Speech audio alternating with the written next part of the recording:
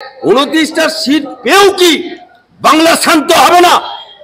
বাংলার মায়ের কোল খালি হচ্ছে কেন? জবাব দাও। ऐसा दिन ज्यादा दिन नहीं चलेगा। ভোট লুট করে 7 লক্ষ ভোটে জেতা এরকম বেশি দিন চলবে না। অন ক্যামেরা বলছি, আগামী 2026-এ বিধানসভা নির্বাচনের আগে অভিজিৎ গঙ্গোপাধ্যায় পূর্ণাঙ্গ আইনমন্ত্রী হবে।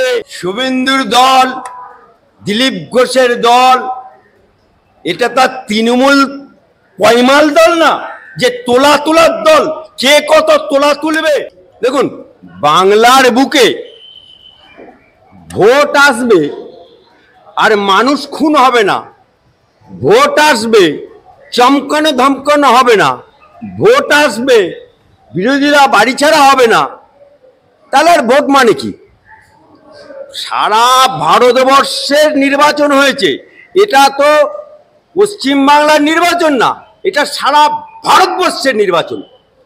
সারা ভারতবর্ষে খোঁজ নিয়ে দেখুন, কোথাও একটা মানুষ তো অনেক দূরে থাক, একটা গরু মরেছে, একটা ছাগল মরেছে, একটা পিপিলিকা মরেছে, মরেনি। কিন্তু বাংলার বুকে ইলেকশন ঘোষণা হবে, তারপরে মারপিট শুরু হবে, ইলেকশনের দিনে মরবে, ইলেকশনের পরে মরবে। আপনি দেখুন, ইলেকশনের চলাকালীন মূল্য কারা? তৃণমূল মরেছে।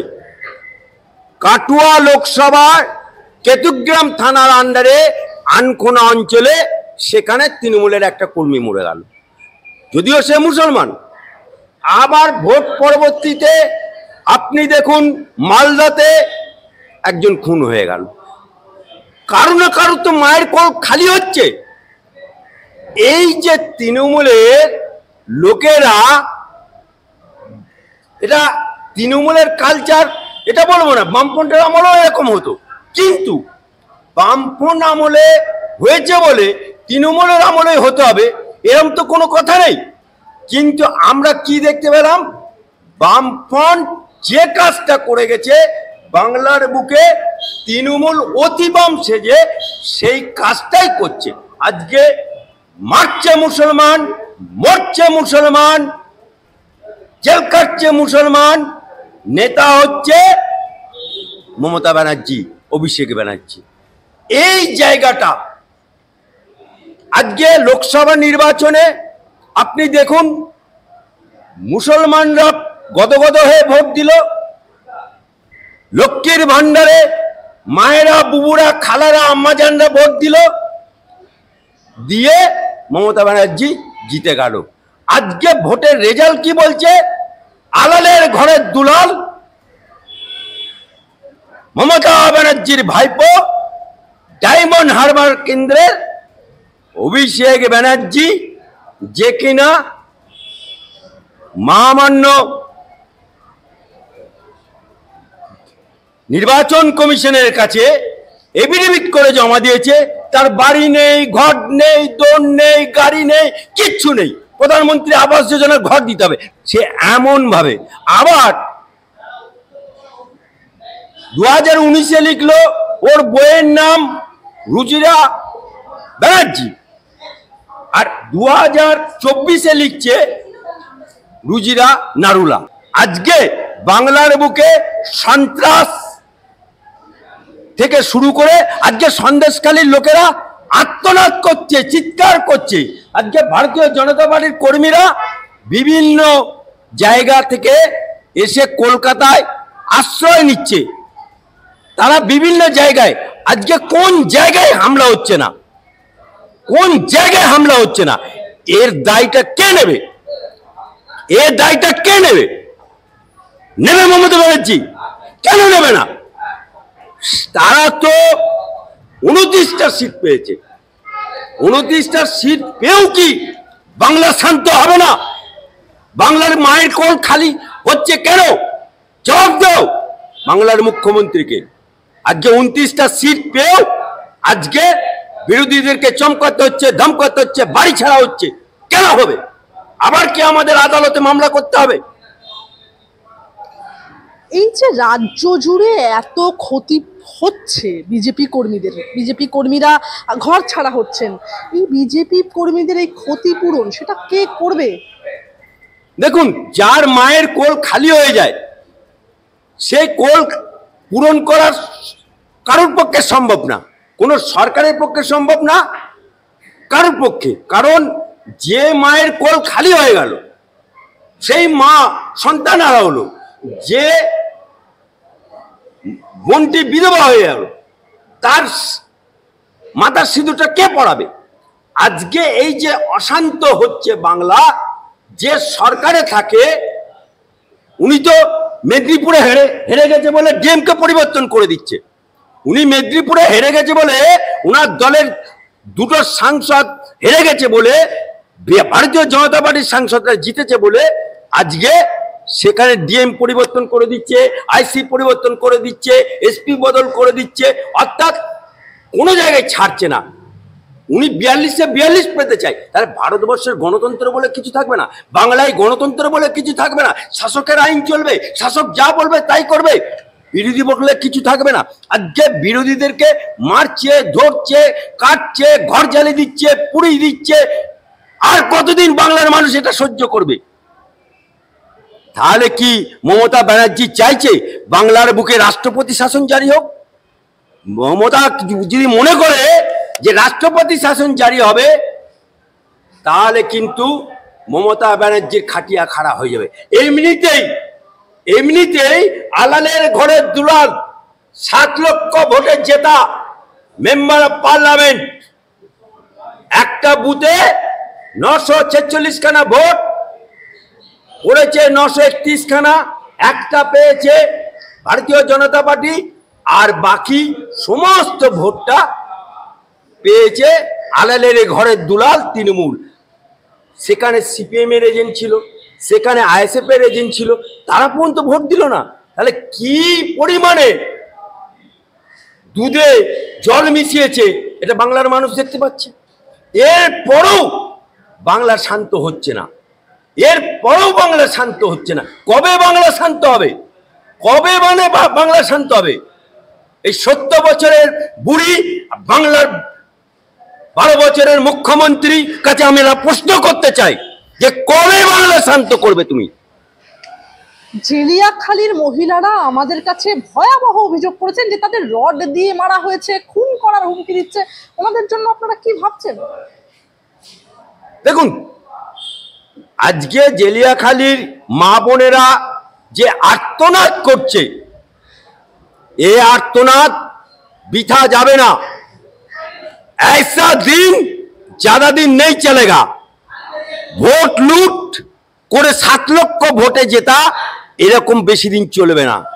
কারণ মানুষের ধৈর্য আছে। বামফ্রন্ট 35 বছর রাজত্ব করেছে, তারাও বলেছিল 300 এমএলএ আমাদের। 35 বছরের বামফ্রন্টকে যখন উৎখাত হয়েছে, এই 12 বছরের ক্ষমতাবান মুখ্যমন্ত্রী এও কিন্তু ক্ষমতাচ্যুত হবে। খালি ইন্তেজার করুন। মানুষ যদি প্রকৃতভাবে ভোট দিতে পারে তাহলে কিন্তু সরকার পরিবর্তন অবশ্যম্ভাবী। আর বাংলার মুসলমানদেরকে লেলিয়ে দিয়ে, বাংলার মুসলমানদেরকে খুল্লা লাইসেন্স দিয়ে যে তোমরা যা খুশি করো, শুধু ভোটটা আমাদেরকে করিয়ে দিতে হবে, ভোট লুট করে দিতে হবে। আজকে বাংলার মুসলমানরা চাকরি নেই, বাকরি নেই, ব্যবসা নেই। বাংলার মুসলমান ছেলেরা বিদেশে যাচ্ছে খাটতে। আজকে বাংলার শিক্ষিত যুবকেরা রাস্তায় বসে আছে। আজকে যারা চাকরি করছে তাদের চাকরি থাকবে কি থাকবে না এখন উপরওয়ালার উপর নির্ভর করছে। কারণ প্রত্যেককে এসএসসি এখনো পর্যন্ত ক্লিয়ার লিস্ট দিতে পারেনি যে কারা ফ্রেশ মাল আর কারা জালি মাল। এটা কিন্তু এখনো পর্যন্ত এসএসসি দিতে পারেনি। তাই আজকে বাংলার বুকে শুধুমাত্র মায়েদের, বুবুদের, খালাদের, আম্মাজানেদের লক্ষ্মীর ভান্ডার দিয়ে মনে করেছো যে যুগ যুগ ধরে থেকে যাবে। ऐसा दिन नहीं चलेगा। রেখা পাত্রর নামে এই যে আমরা দেখেছিলাম বসিরহাট কেন্দ্রের বিজেপি প্রার্থী ছিলেন যে রেখা পাত্র, তার নামে যে সমস্ত বাজে পোস্ট আমরা দেখতে পাচ্ছি সমাজ মাধ্যমে, তেমনই একটা পোস্ট বলছি আপনাকে, যেখানে বলা হচ্ছে একদম পিঠের কারিগরকে খোঁজ দিতে পারলেই 2000 টাকা দেওয়া হবে। কি বলবেন? দেখুন, রেখা পাত্র একটা গরিব, নিপীড়িত, নির্যাতিত, অবহেলিত ঘরের কন্যা, ঘরের বউ, তাকে ভারতীয় জনতা পার্টির তাকে প্রার্থী করেছে এবং সে আন্দোলনের মুখ ছিল। আজকে সেই রেখা পাত্রের নামে যে সমস্ত খুল্লা SMS দিচ্ছে পাবলিকলি, সে তো একটা নারী। ছেড়ে দিন, ও বিজেপির প্রার্থী, ছেড়ে দিন, কিন্তু সে তো একটা মায়ের জাত, সে তো একটা বোনের জাত। আজকে বাংলার মুখ্যমন্ত্রী কে? বাংলার মুখ্যমন্ত্রী একটা নারী। বাংলার মুখ্যমন্ত্রীর চেয়ারে বসে আছে কে? বাংলার একজন নারী। আর নারী হয়ে ওদের দলের নেতারা, কর্মীরা আজকে মেসেজ পাঠাচ্ছে আরেক নারীর বিরুদ্ধে। এটা আমাদের লজ্জা, এটা আমাদের শরম, এটা বাংলার লজ্জা, এটা মমতা ব্যানার্জির মুখ্যমন্ত্রী হিসাবে নারী হয়ে লজ্জা। এই লজ্জা আমাদের বাংলার মুখ কালা হয়ে গেল। আসলে আমরা দেখেছিলাম এই যে লোকসভা নির্বাচন 2024-এর লোকসভা নির্বাচনের নির্ঘণ্ট প্রকাশের পর থেকে একাধিক চমক ছিল। সে চমকের মধ্যে অন্যতম চমক ছিল আমাদের এই রাজ্যে পশ্চিমবাংলায় বারংবার বলা যায় 42টা আসনের জন্য 22টা সভা করেছিলেন প্রধানমন্ত্রী নরেন্দ্র মোদী এবং একটা রোড শো করেছিলেন। আপনারা বহুবার বলেছেন যে আসন সংখ্যা আপনাদের কেন্দ্রীয় নেতৃত্ব বেঁধে দিয়েছিল, সেটা ছিল 30। তারপরেও বিজেপির এই ভরাডুবি কেন হয়, যদি একটু বিশ্লেষণ করেন। দেখুন, আপনাদের চোখে ভরাডুবি, বাংলার মানুষের চোখে ভরাডুবি, কিন্তু আমাদের চোখে ভরাডুবি না। কারণ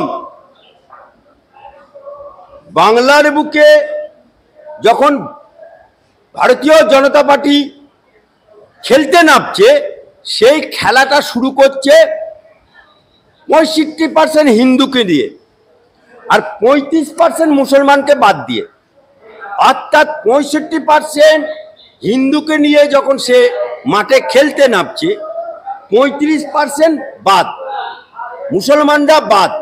আর মমতা ব্যানার্জি যখন খেলতে নামছে 65+35 মিলিয়ে খেলতে নামছে। ও কিন্তু 100% নিয়ে খেলতে নামছে। তাই বাংলার বুকে ওই 35% মুসলমানদের ভোট আর 500 থেকে 1000 টাকা লক্ষ্মীর ভান্ডার দিয়ে ভোট করে আজকে বাংলায় সিটের সংখ্যা হয়তো বাড়িয়েছে, কিন্তু আপনি পার্সেন্টেজ অফ ভোট দেখুন। 65% নিয়ে খেলতে নামা ভারতীয় জনতা পার্টি পেয়েছে 39, আর 100% নিয়ে খেলতে নেমে সে কত পার্সেন্ট পেয়েছে? সে 42। সুতরাং ভোট অফ পার্সেন্টেজ এমন কিছু মমতা ব্যানার্জির বাড়েনি, সিটের সংখ্যা হয়তো বেড়েছে। আজকে এই বাংলার মুসলমানরা, বাংলার মায়েরা, বাংলার বুবুরা, বাংলার খালারা যখন মমতা ব্যানার্জির বিরুদ্ধে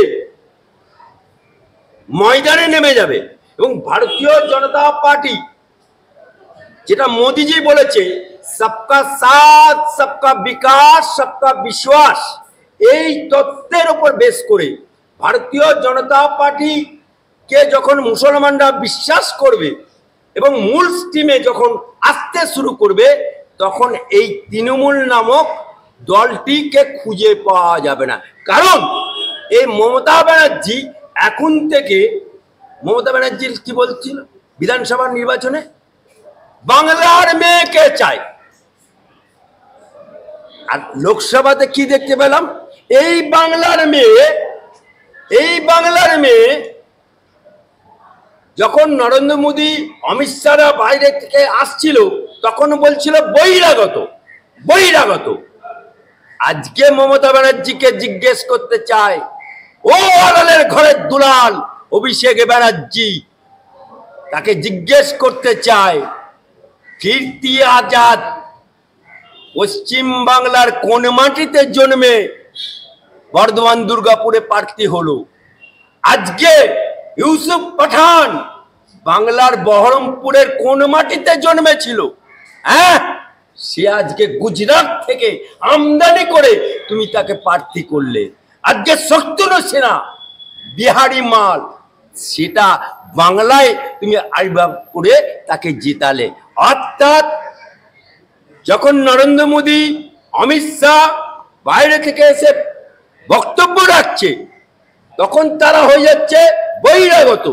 আর যখন তুমি কীর্তি আজাদ, ইউসুফ পাঠান, শত্রুঘ্ন সিনহা এদেরকে বাংলার প্রতিনিধি করছো, অর্থাৎ নিজের বেলায় হাঁটিসুটি, পরের বেলায় দাক্কাপাটি, তাই না? আমরা দেখলাম রবিবার যে কেন্দ্রীয় মন্ত্রিসভা গঠন হলো, সেখানে ৭২ জন কেন্দ্রীয় মন্ত্রী শপথ নিলেন এবং আমরা বাংলা থেকে পেলাম 2 জন কেন্দ্রীয় প্রতিমন্ত্রী। আগের বারের মতোই আমরা দেখলাম শান্তনু ঠাকুর, তাকে করা হলো কেন্দ্রীয় জাহাজ প্রতিমন্ত্রী। এবার একটা প্রশ্ন আসছে, পরবর্তী রাজ্য সভাপতি কে বিজেপির তরফ থেকে, শুভেন্দু অধিকারী নাকি দিলীপ ঘোষ? দেখুন,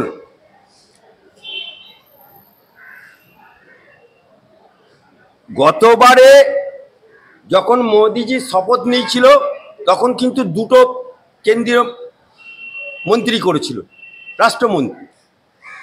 তারপরে আবার যখন মন্ত্রিমণ্ডল চেঞ্জ হলো, সম্প্রসারণ হলো, তখন হলো 4টে, অর্থাৎ 2 থেকে বেড়ে 4 হয়ে গেল। 18টা এমপি ছিল। আজকে বাংলার বুকে প্রপোর্শনালি অনুযায়ী 6টা কমেছে, 12টাতে 2টো দিয়েছে মন্ত্রী, 12টাতে 2টো মন্ত্রী দিয়েছে। কারণ এখনো হিসাব করে দেখুন, এখনো 10 থেকে 12খানা মন্ত্রী পদ মোদিজি হাতে রেখে দিয়েছে। কেন 2টো করলো? এই কারণে 2টো করলো যে মোদিজি এবারে সর্বভারতীয় সভাপতিকে মন্ত্রী করেছে, জেপি নাড্ডাকে মন্ত্রী করেছে, বাংলার যিনি সভাপতি ছিলেন তাকেও মন্ত্রী করেছে, একটা উত্তরবঙ্গ, একটা দক্ষিণবঙ্গ, বাকি 12টা পদ আছে। প্রপোর্শনালি অনুযায়ী বলা হয়েছিল 6টা করে যাদের সাংসদ আছে তাদের একটা করে পূর্ণাঙ্গ মন্ত্রী দেওয়া হবে বা রাষ্ট্রমন্ত্রী করা হবে। সেই ফর্মুলা অনুযায়ী বাংলাতে 2টো পেয়েছে এবং অন্যান্য এনডিএ জোটের যারা শরিক আছে তাদেরকেও সেইভাবে প্রপোর্শনালি দিয়েছে। কিন্তু মোদিজি মেন বিজেপির হাতেই রেখে দিয়েছে। যেমন ধরুন স্বরাষ্ট্র, অর্থ, বিদেশ সচিব, বিদেশ মন্ত্রী ইত্যাদি, প্রতিরক্ষা মন্ত্রী সব কিন্তু ভারতীয় জনতা পার্টি আছে। এখনো বিজেপির হাতে 10 থেকে 12খানা মন্ত্রী আছে। সেই জায়গাতে 2026-এর আগেই আপনি বাংলার বুকে এই হাইকোর্টের বিচারপতি গঙ্গোপাধ্যায় এক্স এবং তমলুক কেন্দ্র থেকে জেতা যিনি আছেন তাকে কেন্দ্রীয় মন্ত্রী হিসাবে দেখতে পাবেন, এটুকু আমাদের কাছে খবর আছে এবং বাংলার মানুষেরও আশা আছে। তবে সভাপতি হিসাবে কে হবে বাংলায়, কেউ বলছেন দিলীপ ঘোষ, কেউ বলছে শুভেন্দু, এটা ভারতীয় জনতা পার্টির ব্যাপার। আমি আদা ব্যাপারী জাহাজের খোঁজ রাখি না, কিন্তু তাহলে মন্ত্রী হতে চলেছেন বলছেন অন ক্যামেরা বলছি, আগামী 2026-এ বিধানসভা নির্বাচনের আগে অভিজিৎ গঙ্গোপাধ্যায় পূর্ণাঙ্গ আইনমন্ত্রী হবে, এটা ওপেনলি বলছি। আমি কি করে বলছি?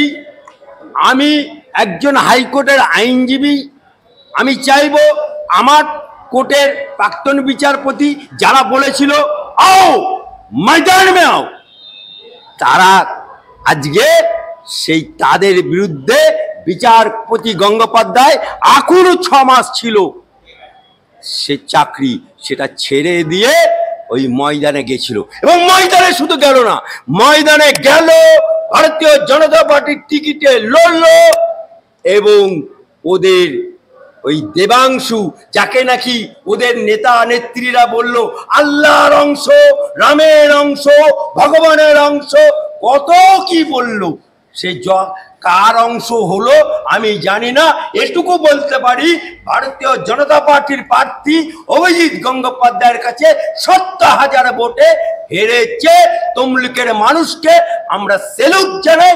এবং আগামী দিনে ভারতীয় জনতা পার্টি নির্বাচিত সাংসদ, এই হাইকোর্টের বিচারপতি প্রাক্তন, আগামী দিনে বাংলা থেকে কেন্দ্রীয় পূর্ণাঙ্গ মন্ত্রী হবে, সে আশ্বাস, সে আশা আমরা রাখি। একজন সংঘ পরিবারের মুসলিম রাষ্ট্রীয় মঞ্চের কর্তা ব্যক্তি হিসাবে এ দাবি আপনাদের কাছে, আপনাদের সামনে এবং কেন্দ্রীয় নেতৃত্বের কাছে আমি রাখলাম। একটা জিনিস তো দেখা যাচ্ছে বর্তমানে সমাজ মাধ্যমে দুটো দল হয়ে গেছে বিজেপির অন্দরেই, সেটা হচ্ছে একটা শুভেন্দুদার সৈনিক, দিলীপদার সৈনিক। রাজ্য সভাপতির যে আসন, সেখানে কোন দল জয়ী হবে বলে আপনার মনে হয়? দেখুন, শুভেন্দুর দল, দিলীপ ঘোষের দল, এটা তার তৃণমূল পয়মাল দল না যে তোলার দল। কে কত তোলা তুলবে, ফিরাদ হাকিম কত তোলা তুলবে, মদন মিত্র কত তোলা তুলবে, বালু কত তোলা তুলবে, এটা তুলের দল না। এটা ভারতীয় জনতা পার্টি, তার পেছনে কন্ট্রোল বাই দ্য RSS। অতএব এই যে ঘটনাগুলো রটনা হচ্ছে, এটা মিডিয়ার খাওয়ানো। ভারতীয় জনতা পার্টিতে কোনো দলাদলি নেই, কোনো গ্রুপবাজি নেই। যথা সময়ে আপনারা পেয়ে যাবেন। এবং 2 মাসের মধ্যে জেপি নাড্ডার সর্বভারতীয় ক্ষেত্রে সেখানকার সর্বভারতীয় সভাপতি দেখতে পাবেন। এবং বাংলার বুকে একজন যোগ্য 26 সালে যিনি নেতৃত্ব দিয়ে বাংলার বিজেপিকে এগিয়ে নিয়ে যাবে, সেই সভাপতি আপনারা দেখতে পাবেন। ইন্তেজার করুন। সামনেই আবার 4টি বিধানসভা উপনির্বাচন রয়েছে, বিজেপি কি ঘুরে দাঁড়াতে পারবে?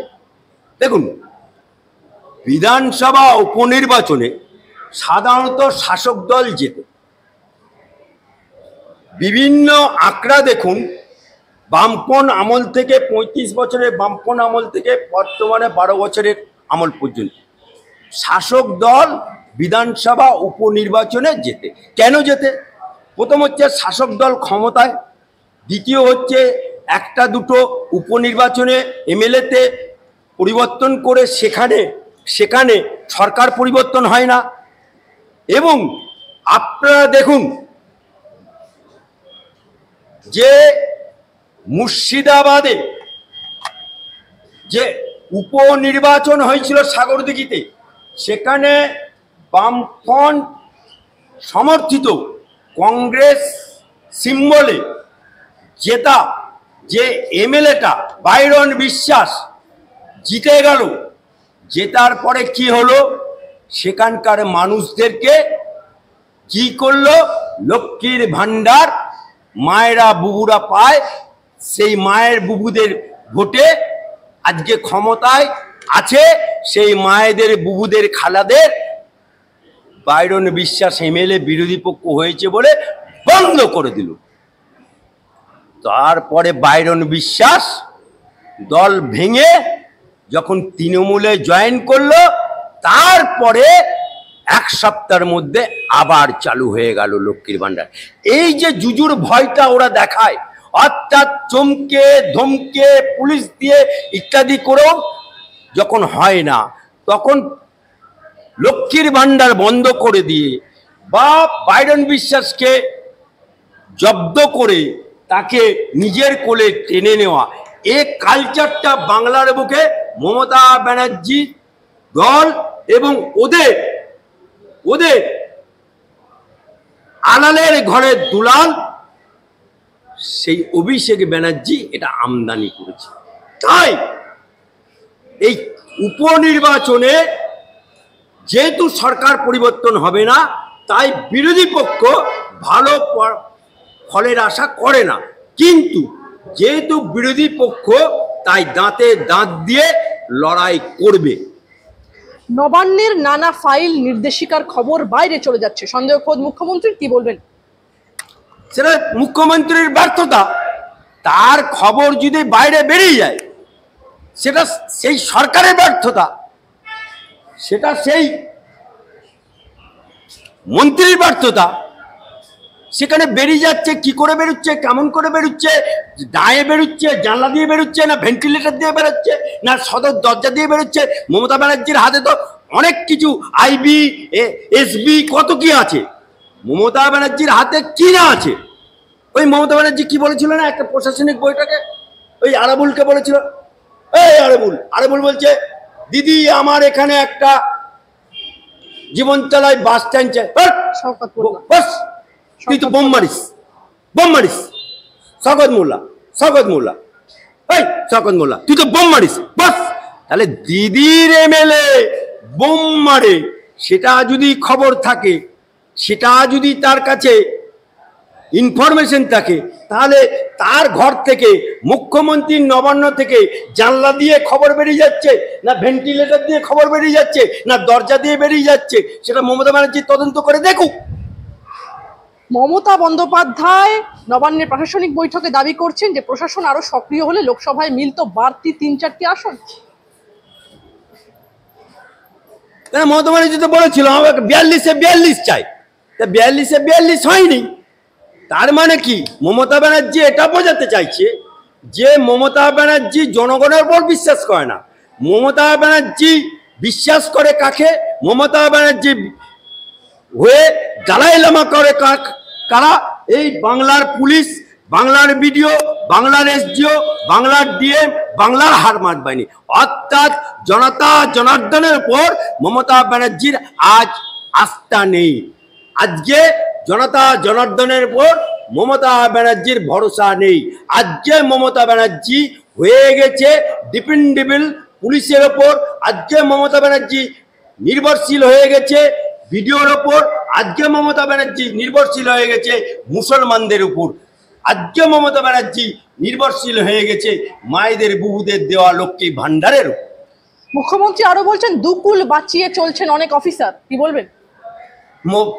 মমতা ব্যানার্জির এখন দেখুন, আজকে মমতা ব্যানার্জির সরকারটা এই যে চোরে পরিণত হয়েছে, আজকে খাদ্যে চোর, আজকে রেশনে চোর, আজকে বালিতে চোর, আজকে সমস্ত চাকরিতে চোর। এই যে চোরে ভর্তি হয়ে যাচ্ছে, চোরেদের শাসন না করে ও পুলিশদেরকে শাসন করতে চাইছে, ও পুলিশদেরকে জব্দ করতে চাইছে, লক্ষ্মীর ভান্ডার দিয়ে মায়েদের বুবুদেরকে কিনতে চাইছে, আজকে ক্লাবগুলোকে টাকা দিয়ে কিনতে চাইছে, যুবকদেরকে মদ খেতে পয়সা দিয়ে কিনতে চাইছে, ডিয়ার লটারি দিয়ে কিনতে চাইছে, বাংলার মানুষকে ফকির বানাতে চাইছে, বাংলার মানুষকে ভিখারি বানাতে চাইছে, বাংলার মায়েদের বুবুদেরকে আল্লাহকে নাম পার দে দে বাবা লক্ষ্মীর ভান্ডার দিয়ে ভিখিরি বানাতে চাইছে। বাঙালকে আজকে মমতা ব্যানার্জি কাঙ্গালে পরিণত করে দিয়েছে। সোহম চক্রবর্তীর কি বিপদ বাড়লো? কারণ রেস্তোরাঁর মালিক আনিসুর রহমান তিনি হাইকোর্টের দ্বারস্থ হলেন, হাইকোর্টে মামলা করলেন, কি বলবেন? দেখুন, এই কার কথা বললেন আপনি? অভিনেতা সোহমের কথা বললাম, বিধায়ক অভিনেতা সোম কি চক্রবর্তী এমএলএ? আরে কার কথা বলছেন? আরে যে নাকি হরলিক্স চেটে চেটে চেটে বড় হলো, সে পা চেটে আবার এমএলএ হয়ে গেল। এ তো পা চাটার ওস্তাদ। ঠিক যেদিনকে মমতা ব্যানার্জি দলের 29টা এমপি পেল এবং মুসলমানদের ভোটে এমপি হলো, মায়েদের বুবুদের লক্ষ্মী ভান্ডার দিয়ে 29টা এমপি পেল, আজকে কি দেখতে পেলাম? মমতা ব্যানার্জি দলের এমএলএ, একজন জনপ্রতিনিধি কলকাতার বুকে রাজপথের ওপরে, বাংলার রাজধানীর ওপরে, সেখানে মুসলমান রেস্টুরেন্টের মালিকের গায়ে হাত দিয়ে দিল। অর্থাৎ বাংলার বুকে, কলকাতার বুকে যদি ওদের এমএলএরা এরকম মারধর করতে শুরু করে, এই তো শুরু হলো মুসলমানদেরকে পেটানো। তাই আজকে এখনো পর্যন্ত এই সোহম গ্রেপ্তার হলো না। আজকে যদি এটা বিরোধী দলের কোনো লোক করতো, এতক্ষণ তাকে নন মেলেবল সেকশন দিয়ে কেস করতো। আজকে আমরা কি শুনতে পাচ্ছি যে পুলিশ ওই হোটেলের মালিককে, রেস্টুরেন্টের মালিককে নিয়ে গিয়ে সাদা কাগজে সই করে নিচ্ছে। দলদাসের পুলিশ, মেরুদণ্ডহীন পুলিশ, সেই পুলিশ আজকে হোটেলের রেস্টুরেন্টের মালিককে দিয়ে সই করে নিচ্ছে যে কোনো অভিযোগ নেই। আজকে তাই ওই হোটেলের মালিক, রেস্টুরেন্টের মালিক যদি মহামান্য আদালতের শরণাপন্ন হয় তাহলে তাকে আমরা স্যালুট জানাই। এবং বাংলার মুসলমানদের সচেতন হওয়া দরকার, কারণ মমতা ব্যানার্জির লোকেরা আজকে মুসলমানদের ভোটে এমপি হয়ে, এমএলএ হয়ে, সেই এমএলএরা মুসলমানদেরকে পেটাতে শুরু করেছে। আচ্ছা, আমার শেষ প্রশ্ন আপনাকে, মুসলিম ভোট অর্থাৎ এই মুসলিম ভোটকে, সংখ্যালঘু ভোট, মুসলিম ভোটকে বিজেপির দিকে নিয়ে আসার চাবিকাঠি কি, যদি একটু ব্যাখ্যা করেন। দেখুন, মুসলিম ভোটকে বিজেপির দিকে নিয়ে আসার চাবিকাঠি আমাদের কাছে আছে, কিন্তু সেটা আমাদের ইন্টারনাল ম্যাটার, সেটা আমাদের পার্টির ইন্টারনাল বৈঠক, পলিসি কি হবে সেটাও আমাদের ইন্টারনাল ম্যাটার। তবে এটুকু বলতে পারি, ভারতীয় জনতা পার্টি এবারে যাদেরকে এমপি করেছিল, টিকিট দিয়েছিল, এই টিকিট দেওয়ার ক্ষেত্রে দেখুন 2009-এ মুসলমান ক্যান্ডিডেট ছিল, 2009 থেকে 2019 পর্যন্ত মুসলমান, 2019-এও দুটো ক্যান্ডিডেট ছিল মুসলমান। এই প্রথম বাংলার বুকে একটা মুসলমান প্রার্থী দেয়নি ভারতীয় জনতা পার্টি। এবং শুধু প্রার্থী দেয়নি তা না, আমার মুসলমান সংগঠন ভারতীয় জনতা পার্টির সংখ্যালঘু মোর্চা তাদেরকে কাজে লাগায়নি, সংঘ ঘনিষ্ঠ মুসলিম রাষ্ট্রীয় মঞ্চ কার্যকর্তাদের কাজে লাগেনি, এবং বিভিন্ন মুসলমান এলাকার বুথে কোনো এজেন্ট বসায়নি। আপনাকে একটা ছোট্ট উদাহরণ দিই, একটা হিন্দু ভোটে ধরুন 100 ভোটে বিজেপি জিতলো কি 200 ভোটে জিতলো, এরকম করে 200 200 200 5টা বুথে হলে কটা জিতবে? 1000, কিন্তু 5টা বুথে জিতলো। আর মুসলমান বুথে গিয়ে 2000 ভোটে হারলো। তাহলে ডেফিসিটটা কোথায় হয়ে গেল? এই যে প্লাস মাইনাস, একটা বুথে 2000-এ লিড দিচ্ছে তৃণমূল, ডেফিসিট হয়ে যাচ্ছে বিজেপি। এই জায়গাতে মুসলমানদেরকে বিজেপির দিকে হাত বাড়াতে হবে, আর বিজেপির নেতাদেরকেও মুসলমানদের দিকে হাত বাড়াতে হবে, কারণ হিন্দু হিন্দু হিন্দু হিন্দু বাংলার বুকে চলে না। কারণ বাংলার মুসলমান, বাংলার হিন্দু পাশাপাশি বাস করে, একসাথে বাস করে। হিন্দুর দুর্গা পুজোতে আমন্ত্রিত হয় মুসলমানরা, মুসলমানের ঈদে হিন্দুরা আমন্ত্রিত হয়। তাই হিন্দু হিন্দু করে বাংলার বুকে মসনদ দখল করা যাবে না।